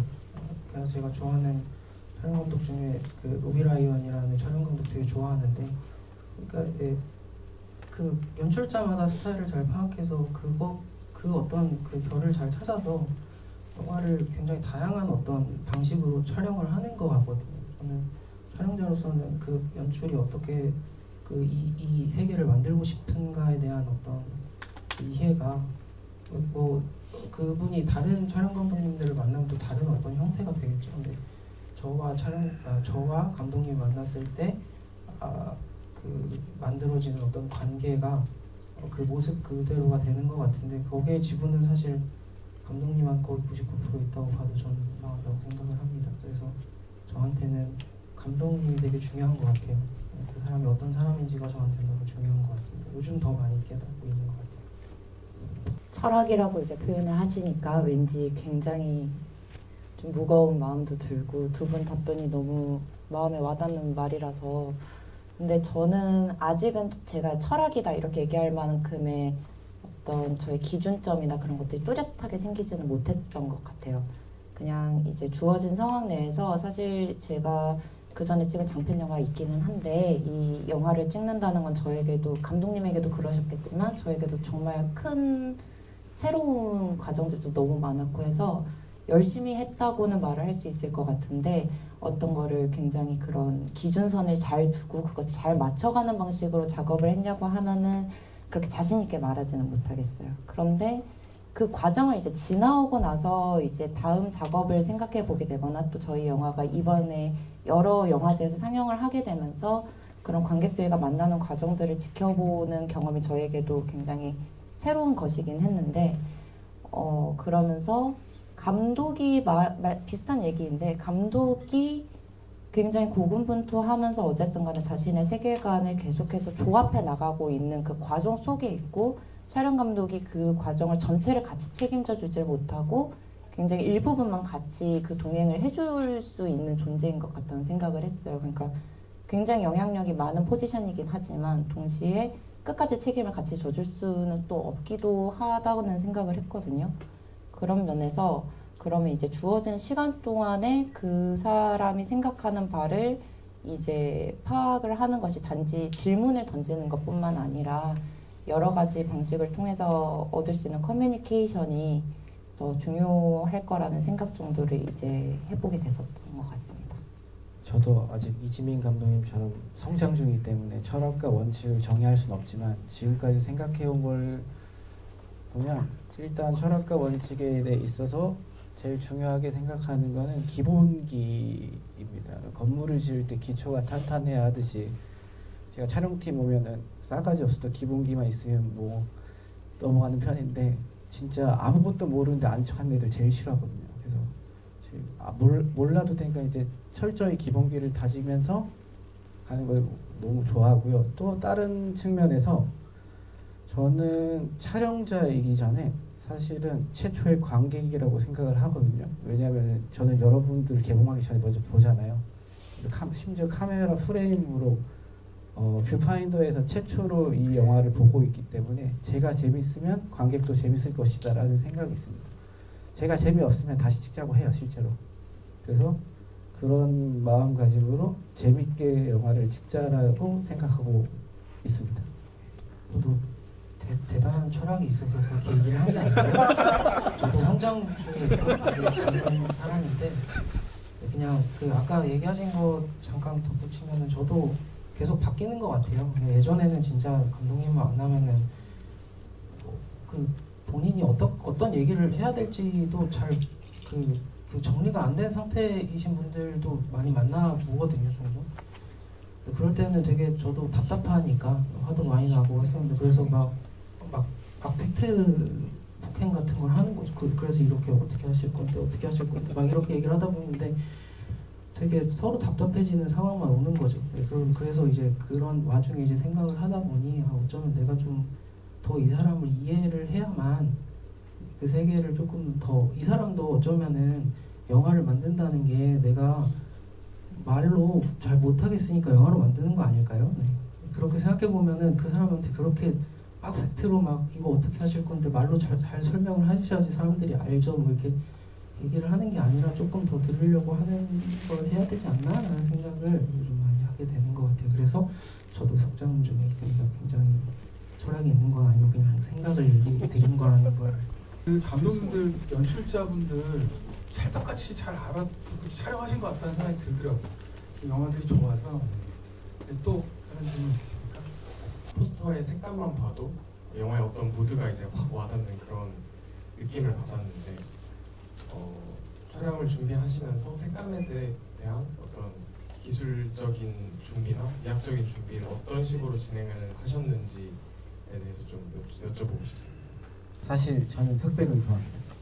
그래서 뷰파인더 세팅도 사실 흑백으로 하고 처음에는 찍긴 찍었었는데 왜 그러냐면 감독님한테 나는 얘기했었는데 왜냐면 저는 모노크롬 버전으로 꼭 컬러 작업을 해서 상영을 했으면 좋겠다고 얘기를 했어가지고 사실 컬러는 좀 나중에 생각을 해도 기본적으로 노출이 중요하기 때문에 노출 밝고 어둠으로 영화를 표현하고 해야 이 주인공의 감정을 더 적극적으로 보여주고 싶겠다 해서 그렇게 작업을 시작을 했는데 결국에는 컬러로 상영을 해야 되니까 이제 컬러를 조명 감독이 삐지거든요. 그렇게 되면 그래서 컬러를 이제 했을 때 일단은 기본적으로 시나리오가 갖고 있는 것들이 되게 그 공간 자체가 정말 다이나믹하거든요. 그래서 그 공간을 일단은 로케이션 보면서 각자 공간의 주요 컬러들의 인테리어 혹은 컬러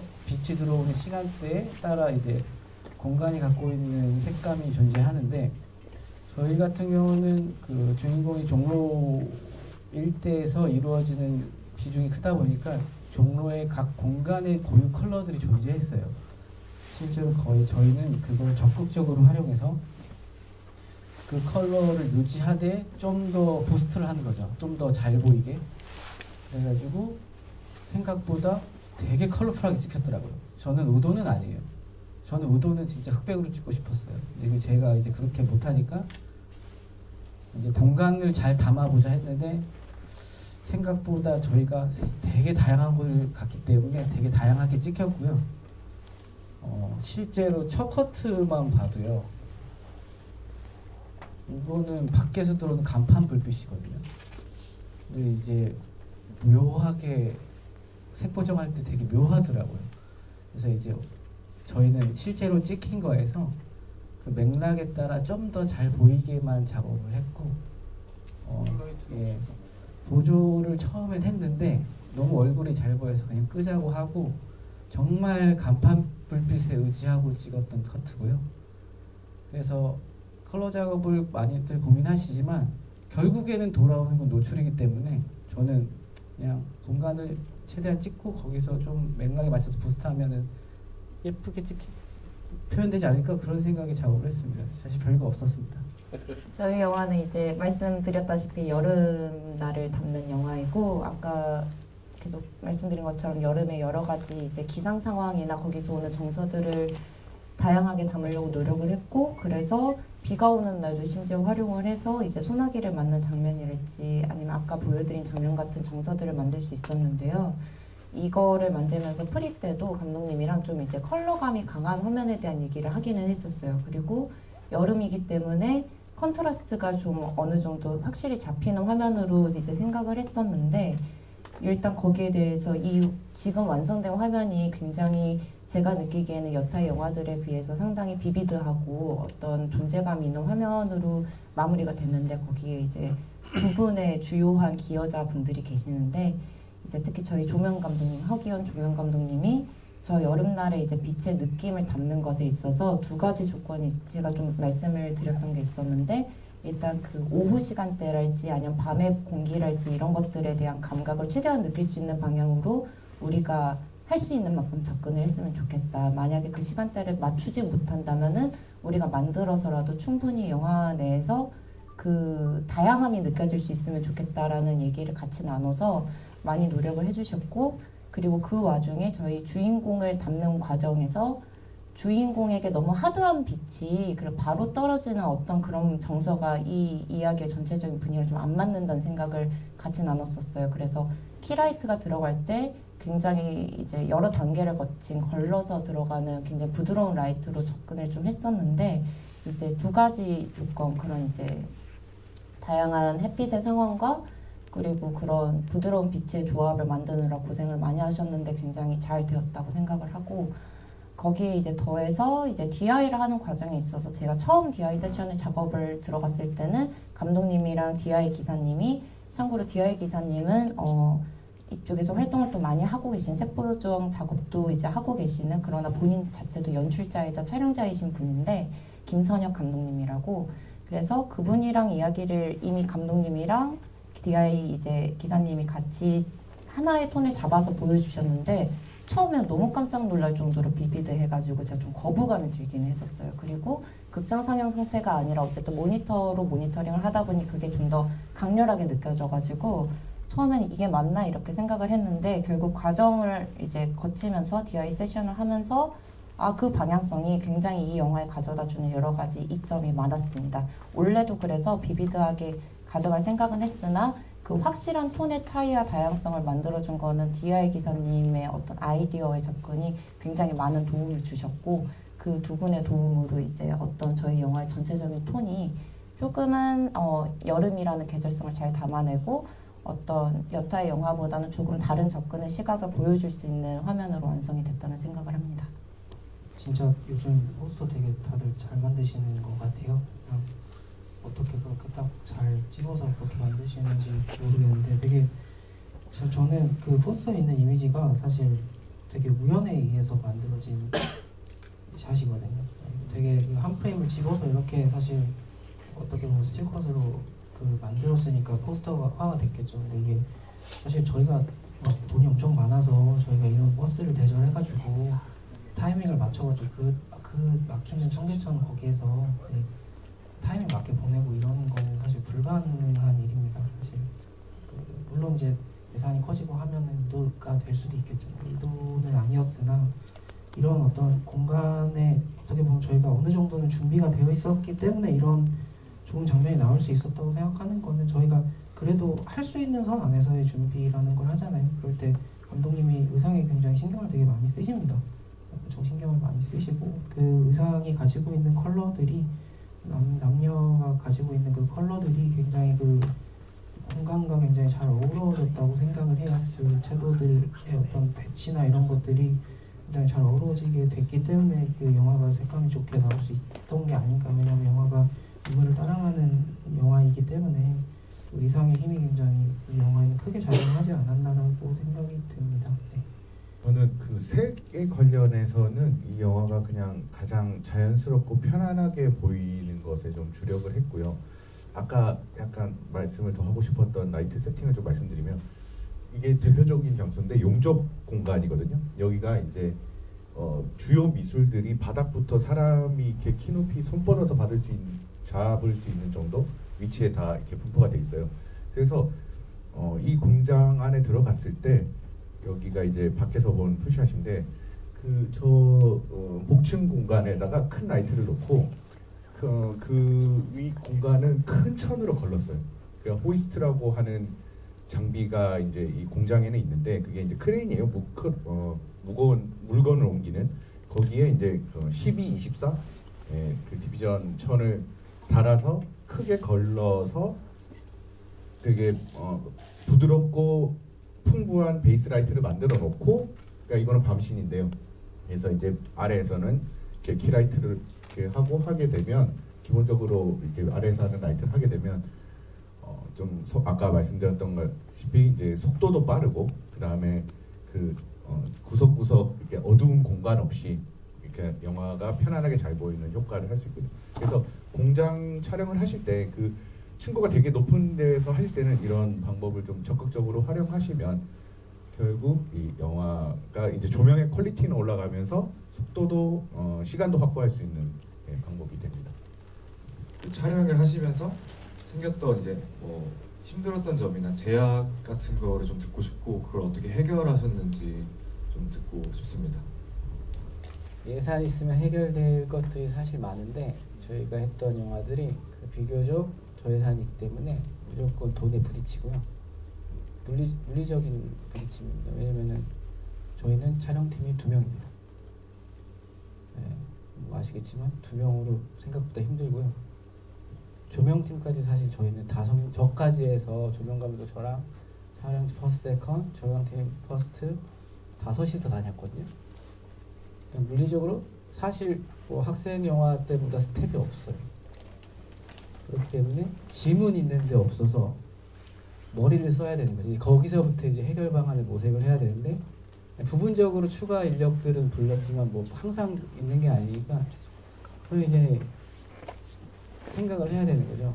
돈이 없으니까 진짜 지킬 건 지키고 버릴 건 버리자. 예를 들면 카메라 세팅만 해도 저는 카메라 렌즈를 다 뜯어버렸습니다. 왜냐면 무겁잖아요. 무겁다는 얘기는 결국 짐이 많다는 얘기고 우리는 저 포함 3명이서 이걸 다 못 들고 다닌다. 다 버리자. 예. 그리고 감독님한테도 양해를 구했어요. 저희 그 현장에 감독님 모니터 없었어요. 그 7인치 모니터에 목걸이 걸어드렸어요. 모니터 테이블이 없기 때문에 빨리빨리 찍을 수 있었어요. 그래서 사실은 돈이 없었기 때문에 가능했긴 했는데 그러니까 무선 모니터를 감독님, 스크립터, 동시동기사, 촬영 퍼스트 보고 있고 다 들고 다녔어요. 그렇기 때문에 시간 내에 찍을 수 있었고요. 그러니까 지킬 건 지키고 버릴 건 빨리 버리자라는 판단이고 감독님도 그 기조에 도움을 줬던 게 진짜 시나리오랑 이런 배우랑 했을 때도 예산의 한계가 있기 때문에 지킬 건 지키고 버릴 건 버리자 해서 감독님이 빠른 판단을 주셨기 때문에 저희도 그게 가능했기 때문에 저희는 고민 없이 버렸고 만약에 실제로 저희 한강에서 찍었던 씬이 조명을 올려야 되는데 올리다가 물리적인 문제가 생겼어요. 아 조명하지 마 그냥 찍어 해가지고 이제 카메라에 좋은 기능들이 있더라고요. 그래서 저희 같은 경우는 저희도 이제 알렉사 ES 모드라고 고감도 모드가 있습니다. 그냥 다 올렸습니다. 고민 없이 문제 없습니다. 그냥 찍으면 됩니다. 네, 그게 제일 일단 그거였고 두 번째 공간적인 제약은 저희는 문제가 제가 계속 강조했지만 공간이 너무 협소하다. 그러니까 물리적인 공간이 없기 때문에 어떻게 찍어야 되지 했을 때 그러면 요게 맞는 촬영을 하면 돼요. 그냥 풀샷 없으면 되죠. 풀샷 못 찍으면 뭐 안 찍으면 되는 거죠. 근데 감독님이 동의를 해주셔야 돼요. 근데 우리 감독님은 모든 걸 동의해 주셨습니다. 그렇기 때문에 잘 찍을 수 있었습니다. 네. 그래서 좋은 예산이 없으면 좋은 사람들과 영화를 작업하시면 적극 추천드리고 그리고 조수도 그렇고 마음이 저도 이제 강요하지 않았어요. 시나리오 보고 할래 말래 다들 너무 좋은데요? 예산 모르고 다 한대요. 예산을 얘기해줬어요. 그래도 하고 싶어요. 그렇기 때문에 설득할 포인트 하나만 있으면 됩니다. 저도 뭐가 있을까 생각해봤더니 저도 뭐 예산 이슈에서 오는 제약들이 가장 고난이도로 느껴졌던 것 같고 저희는 뭐 더불어 장비 얘기를 하자면 FX6가 메인 카메라였고 FX3가 이제 서브적으로 쓰인 부분들이 있고요. 렌즈 같은 경우도 CP2 렌즈를 쓰고 거기에 이제 GM 렌즈를 GM 단렌즈들과 줌렌즈들이 한 번씩 이제 중간중간 쓰인 경우가 있었는데요. 근본적인 판단은 룩에 대한 판단이라기보다는 예산 상황에서 가장 이제 효율적인 카메라를 찾는 목적이 좀 있긴 있었고, 다만 그 과정에서 걱정을 많이 하진 않았던 게, 제가 평소에도 FX6나 FX3의 그 S로그 3 시스템으로 작업을 하면서 이미 이게 충분히 극장 개봉용 화면이 됐을 때도 걱정하지 않아도 된다라는 어떤 경험치는 있었기 때문에 크게 고민을 하지는 않았고, 그래서 결론적으로는 이제 방금 고감도 모두 얘기하셨지만 저희 같은 경우도 밤 장면에서 도무지 조명을 어떤 식으로 할 수 있는 여지가 크지는 않아서 고감도 모드를 이미 적극적으로 밤 장면에서 사용할 생각을 가지고 접근을 했었고요. 저희도 소니 찍을 때 12,800이 기본이었습니다. 그래서 그 부분에 대한 도움은 컸던 것 같아요. 확실히 제작 환경이 이미 그런 12800의 고감도 모드가 상용화된 지는 오래됐기 때문에 그렇게 낯선 얘기는 아니지만은, 그래도 이제 본격적인 시네마 쪽으로 왔을 때 그걸 쓰는 거에 있어서 살짝 좀 조심스러운 기분은 좀 들기는 하는데, 잘 활용을 했고, 그런 과정에서 갑자기 얘기하자면 이제 소니 코리아에서 몇 가지 도움도 좀 주셨고 해서 이제 그 부분은 그런 도움들과 어떤 지점들을 가지고 좀 헤쳐나갔던 것 같고요. 그런 의미에서 장비를 어떤 종류의 의도에 맞는 장비를 선택하는 거는 굉장히 중요한 크리에이티브적인 판단인 게 맞습니다만은, 그것이 다른 종류의 예를 들어서 제작 상황이나 예산, 일정, 어떤 세팅에 걸리는 시간들과 다 종합적으로 생각했을 때 이제 보다 이 영화에 도움이 되는 방향으로 선택을 할 수 있었던 점이 있었던 것 같습니다. 그 힘들었던 지점을 사실 얘기하는데 두 분 다 예산 얘기하셔가지고 제가 예산 얘기하면 좀 너무 다 계속 똑같은 얘기의 반복인 것 같긴 한데, 사실 네, 그게 가장 어쩔 수 없이 큰 것 같긴 해요. 어쩔 수 없이 큰 것 같고, 그래서 계속 이렇게 작은 영화를 대할 때 촬영 감독들이 생각하는 게 어떻게 하면 이 예산 안에서 더 효율적인 카메라의 운영을 찾을 수 있을까를 제일 많이 고민을 하고 하는데, 네, 요즘은 진짜로 아까 말씀하셨다시피 저도 계속 얘기를 하셔가지고 저도 똑같이 그 얘기를 하자면, 저희는 카메라를 첫 번째 편은 레드 레이븐이라는 카메라에 삼양 신렌즈를 물려서 촬영을 했고요. 두 번째, 세 번째 편이 됐을 때는 제가 일을 열심히 해서 돈을 벌어서 카메라를 샀습니다. 그래서 FX6를 한 대를 갖고 있었고, 그리고 신렌즈보다 더 저렴한 삼양의 VDSLR 렌즈라는 굉장히 작은 렌즈가 있습니다. 그리고 수동 렌즈인데, 네, 그 렌즈를 가지고 촬영을 했고요. 네, 그래서 저는 믿을 만한 스태프들이 다 제 주변에 있었기 때문에 그들이 몇 명인지는 별로 저한테는 중요하지 않았던 것 같아요. 그래서 저도 마찬가지로 거의 적을 때는 4명, 많을 때 5명 이 정도의 촬영 조명팀을 가지고 운영을 했고요. 그럼에도 불구하고 그들이 이 능숙함이 있기 때문에 그런 굉장히 밤신에서 굉장히 포커스가 얇은 상황에서도 포커스도 굉장히 잘해주고, 그런 작은 세팅 안에서 할 수 있는 것들을 찾아 나갔었기 때문에 이런 것들이 완성될 수 있지 않았나라고 생각이 들어요. 요즘은 카메라도 진짜 고감도의 시대이기 때문에 어두워서 못 찍는다라는 거는 좀 안 맞는 것 같다는 생각이 들고요. 그래서 오히려 더 해볼 수 있는 것들이 더 다양한 것 같고, 더 고감도이기 때문에 더 자연스러운 라이팅 환경을 만들 수 있는 것 같다는 생각도 되게 많이 해서 더 이미지들이 좋아지는 건 있는 것 같습니다. 그래서 이런 작은 영화들도 굉장히 나름대로의 생각을 통해서 좋은 퀄리티를 만들 수 있지 않나라는 생각도 하고 있습니다. 촬영자 입장에서 제약이 될 뻔했으나 빠져나온 사례를 말씀드리겠습니다. 이게 44신인데요. 시나리오 공단 골목 점심시간 수호 일행과 아이들이 식당으로 가고 있다. 길에 나가서 찍기 싫었어요. 그러니까 그 길에 나가면 또 사람들 깔아주세요. 대낮에 길에 나가면 이렇게 이른바 이렇게 시네마틱하지 않잖아요. 근데 그 헌팅 갔는데 이 길이 있는 거예요. 이게 트럭 진입로. 그래서 이 길을 애들이 이렇게 걸어 나가면 더 좀 느낌 있지 않을까요? 라고 설득을 해서 이렇게 이쪽으로 시나리오 장소가 바뀌었고요. 그러니까 시나리오 써진 대로 순순히 받아들였으면 재미없을 법한 장면이, 그러니까 저는 이게 긴 통로, 뭐 실루엣의 이미지, 저 옆에 왼쪽에 등들은 저희가 단 거거든요. 그러면서 이제 노란 등이 들어가면서 더 풍부한 이미지가 되지 않았나? 뭐 이런 생각을 해봅니다. 선배 촬영 감독님이 자주 하시던 말 중에 됐어 더 이상 안 나와라는 말 좋아하거든요. 네분 작품 찍으시면서 아 됐다 더 이상 안 나온다라고 했던 순간들 어떤 순간들이 왜 그렇게 생각하셨는지 간단하게 얘기해 주시면 좋을 것 같습니다. 사실 저희는 그런 순간이 너무 많았어가지고 더 이상 사실 더 나올 수도 있는데